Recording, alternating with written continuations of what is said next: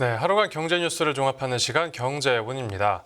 대형마트 1위도 경기 불황은 피해가지 못했습니다. 이마트 신용등급이 강등되면서 유통업계가 얼마나 어려운 상황인지 단적으로 보여줬는데 관련 내용 홍 기자의 뉴스포인트에서 바로 만나보겠습니다. 지금 자리에 홍경표 기자 나와 있습니다. 안녕하십니까? 안녕하세요. 네, 이 신용평가사들이 이마트 신용등급을 줄줄이 떨어뜨리고 있다고요? 맞습니다. 계속해서 위기설이 나오고 있는 이마트, 결국 신용등급까지 강등되는 순환을 겪게 됐습니다. 네. 국내 신용평가사 중 하나인 한국신용평가는 이마트의 회사채 신용등급을 어제 AA에서 AA-로 떨어뜨렸어요. 여기서 한 등급만 더 떨어지면 A 등급이 됩니다. 네. 신용 등급이 내려갔다는 것은 이 돈을 갚을 수 있는 여력이 줄어들었다는 의미고요. 그리고 등급이 떨어지면 돈을 빌릴 때 이자 비용이 더 들어가기 때문에 어떤 기업의 자금 조달 부담을 키웁니다. 네. 그리고 이제 국내 다른 신용평가사인 이제 나이스 신용평가도 지난주에 이마트 신용 등급을 낮췄는데요. 이처럼 이제 이마트의 신용 등급 줄강 등이 현실화되기 시작을 했습니다. 네, 이렇게 이마트 신용도가 급격하게 낮아진 이유는 뭡니까? 우선 이제 부진한 실적으로 인한 재무 부담과 경쟁자인 이커머스의 성장세 등을 들 수가 있겠는데요. 한신평은 이제 대형마트 업황 저하 지속과 온라인 건설 부문 실적 부진으로 이제 이마트의 이익 창출력이 악화되고 있다고 평가를 했어요. 네. 이마트는 공격적인 사업 확장 등으로 외형 성장세는 유지가 되고 있지만 수익성은 2021년 이후 하락 추세를 겪고 있고요. 작년에는 유통 부문 실적 저하에 건설 부문의 손실 부담이 추가가 되어서 처음으로 영업 손실을 내기도 했습니다. 네네. 이마트의 주력인 대형마트는 온라인 시장 성장과 근거리, 소량 구매 패턴으로 매력도가 떨어지고 있어요. 이마트 가양점과 성수점 등은 폐업을 하기도 했습니다. 온라인 부문은 지마켓을 인수하는 등 적극적인 확장 전략을 펼치기도 했지만 치열한 경쟁으로 인해서 대규모 영업 적자를 내고 있는 적자예요. 네. 오히려 온라인 쪽을 강화한 게 독이 됐나 봅니다. 맞습니다. 또 2021년 이베이 코리아 인수, W컨셉 코리아 인수 등으로 자금 소요가 발생하면서 4조 4천억 원의 순차입금이 늘어났고요. 네. 2022년 이후에도 미국 와이너리 취득 등과 같은 이런 자금 소요 때문에 이 재무 부담을 줄이지 못하고 있습니다. 온라인 사업은 현금 창출에 아까 말씀드렸다시피 크게 도움이 되지 않고 있고 이 할인마트 수익성도 악화하면서 재무 지표는 지속적으로 나빠지고 있는 상황이라고 한신평은 평가하기도 했습니다. 네네. 이 앞에서 건설 부문 실적 부진도 모두 네. 이유 중에 하나로 언급을 하셨는데 네. 이마트 자회사인 신세계건설도 이마트 신용등급 강등에 영향을 줬나 봅니다. 맞습니다. 신세계건설도 경기 침체에 직격탄을 맞았는데요. 이제 신세계건설은 진행 사업장의 공사 원가 상승과 대구 지역 사업장의 저조한 분양 실적 등으로 인해서 작년에 1,878억 원의 대규모 적자를 냈어요. 진행 현장의 높은 원가율과 미분양 현장 관련 추가 손실 가능성들은 고려했을 때 이 건설 부문 실적은 당분간 저조한 수준을 벗어나지 못할 것으로 한신평은 예상하기도 했습니다. 네. 네. 지금 경기 침체가 길어지고 있는 상황인데 이마트에 이제 올해도 비슷한 상황이 계속될 걸로 봐야 될까요? 한신평은 이마트가 단기간 내 유의적 수준의 어떤 현금흐름 개선이 어려울 것으로 예상을 했어요. 네네. 이커머스가 오프라인 유통을 잠식하고 있고요. 고금리, 부동산 경기 침체 등으로 민간 소비도 부진할 것으로 예상이 되고 있으면서 및 주력인 대형마트 부문의 실적 반등이 쉽지 않아 보인다고 분석하기도 했습니다. 예. 이제 온라인 사업은 이 개선에 이제 중점을 두고 있는데 지금 쿠팡 등 상위 사업자의 어떤 경쟁력은 공고해지는 반면에 이제 알리익스프레스, 테무 등 이제 중국 이커머스 업체의 이제 국내 진출이 가속화되고 있습니다. 이 경쟁 강도도 세져서 외부 환경은 더욱 악화되는 실정이죠. 한신평은 영업 현금 흐름의 뚜렷한 개선이 어려운 상황에서 재무 안정성이 더욱 저하될 수 있다고 봤고요. 네.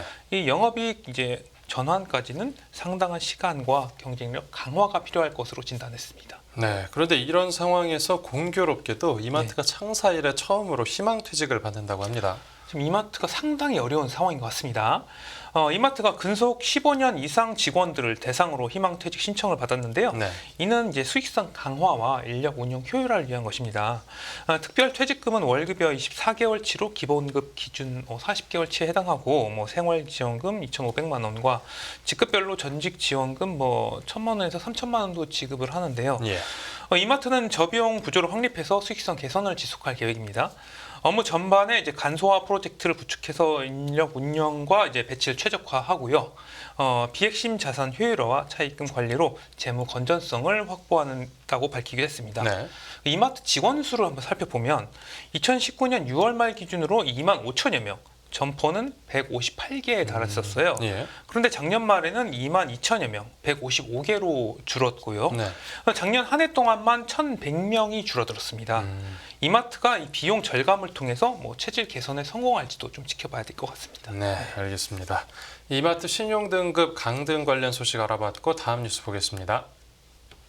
네, 쿠팡 2027년까지 로켓 배송 전국 확장 3조 원 이상 투자.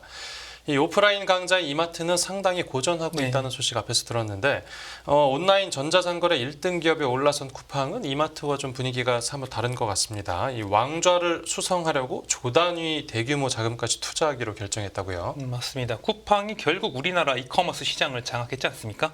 최근에 처음으로 흑자 전환에 성공하기도 했고요. 네.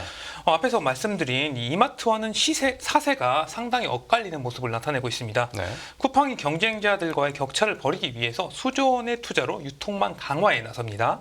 쿠팡은 3년간 3조 원 이상을 투자해서 2027년까지 이제 당일 또는 2일 새벽 무료 배송하는 로켓 배송 지역을 전국적으로 확장한다고 오늘 발표를 했어요. 예. 로켓 배송이 가능한 지역을 뜻하는 쿠세권을 현재 전국 70%에서 88% 이상으로 늘려서 이제 5천만 명 이상이 이용할 수 있도록 하는 계획입니다. 이 3조 원이면 네. 상당히 많은 액수인데 구체적으로 어디에 투입하겠다는 겁니까? 이 쿠팡은 올해부터 2026년까지 통합 물류센터인 풀필먼트 센터를 확장하고 첨단 자동화 기술 도입, 배송 네트워크 고도화 등에 3조 원을 투자를 합니다. 네. 쿠팡은 경상북도 김천과 충청북도 제천, 부산, 대전, 광주 등 8곳 이상 지역에 신규 풀필먼트 센터를 짓고 이제 설비 투자에 나서는데요. 네. 쿠팡은 이들 센터에 수백에서 수천 명씩 또 고용을 할 계획이에요.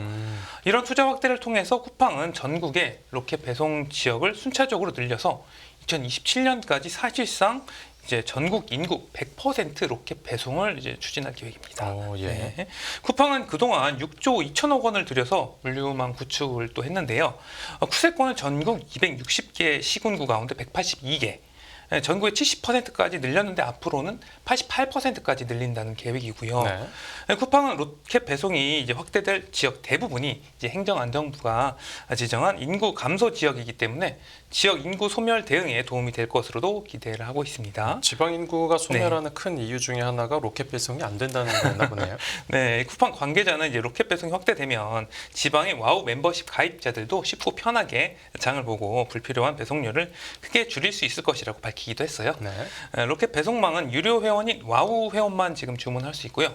신선식품의 경우는 이제 비회원도 19,800원 이상 구매를 했을 때 무료 로켓 배송으로 받아볼 수가 있습니다. 네. 그래서 이제 그 로켓 배송 지역이 확대가 되면 이제 유료 와우 멤버십 회원이 증가할 것으로 이제 기대가 되고 있어요.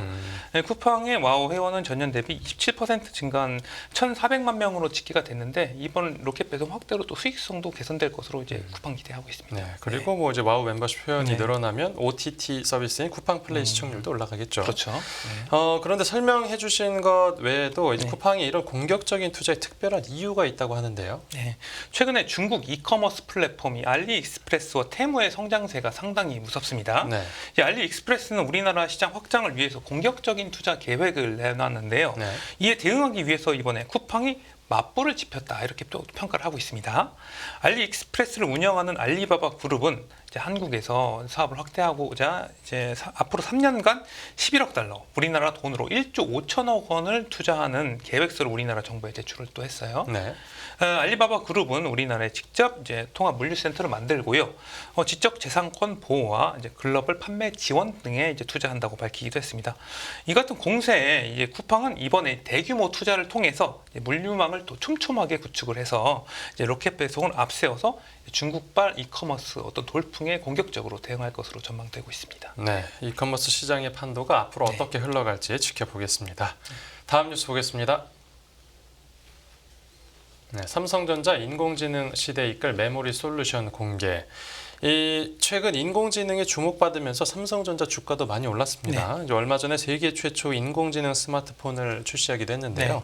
이 삼성전자가 스마트폰에 이어서 반도체 분야에서도 인공지능 기술을 주도하겠다라는 포부를 밝혔다고요. 네, 삼성전자가 AI 시대를 이끌 차세대 메모리 솔루션을 공개했습니다. 네. 삼성전자는 미국 실리콘밸리에서 열린 글로벌 반도체 학회에서 AI 시대를 이끌어갈 컴퓨트 익스프레스 링크 CXL 기술 기반 메모리와 이제 고성능 고용량의 고대역폭 메모리 HBM을 선보였습니다. 네.